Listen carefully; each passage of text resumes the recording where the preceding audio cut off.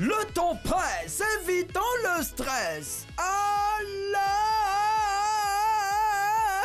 on décompresse. Bienvenue dans les news de Madame et Monsieur. Bonne soirée, ça va, bonne arrivée. Bonne arrivée les amis, commençons avec ce fait incroyable. Le chien joue les gardiens de but. Ça s'est passé en Argentine lors du match de 3e division entre Belgrano de Villa Ramallo et Juventude Unida. Le gardien de Belgrano venait de se dégager. Son dégagement a été contré par un adversaire et le ballon prenait la direction des buts.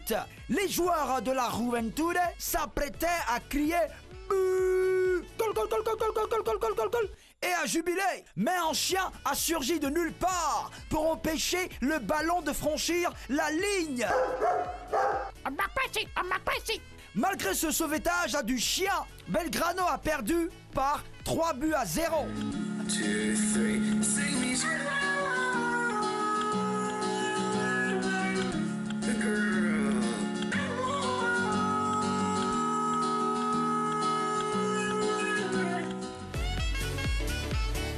Insolite, renvoyé parce qu'il dit que le Père Noël n'existe pas. Un enseignant remplaçant dans une école primaire du New Jersey, aux États-Unis, a eu le malheur de dire à ses élèves de CP1 que le Père Noël n'existe pas.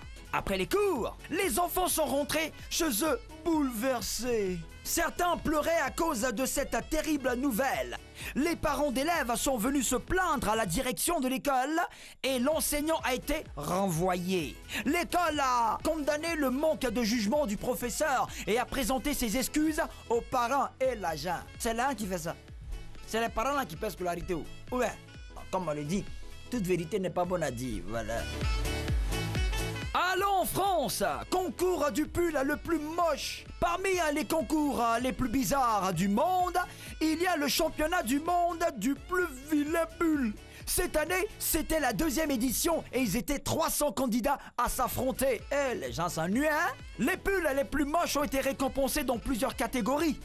Bon, quand un pull est désigné comme le plus moche, on le jette ou bien le porte fièrement comme un trophée. J'ai dit bien, les gens s'ennuient. Ah. Insolite, une femme de 133 kilos s'est assise sur son mari. Wendy Thomas et son conjoint Kino Butler vivaient tranquillement dans la ville de Erie, en Pennsylvanie, aux États-Unis. En mars dernier, il y a eu palabre dans le couple. Comme Wendy pesait plus de 130 kilos, elle a malmené son homme qui n'en pesait que 57. Garçon. Après l'avoir amoché, Wendy s'est assise sur lui et il est mort. L'autopsie du pauvre Kino révèle que c'est le poids de sa femme qui l'a tué. Traîné en justice, Wendy vient de plaider coupable et elle risque 36 ans de prison. Mais lui aussi, tu pèses à 57 kilos et c'est toi qui veux soulever 130 kilos. Maître passionnel.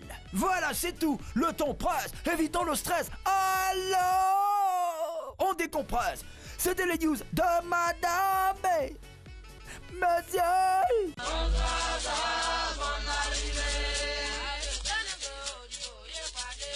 Bonne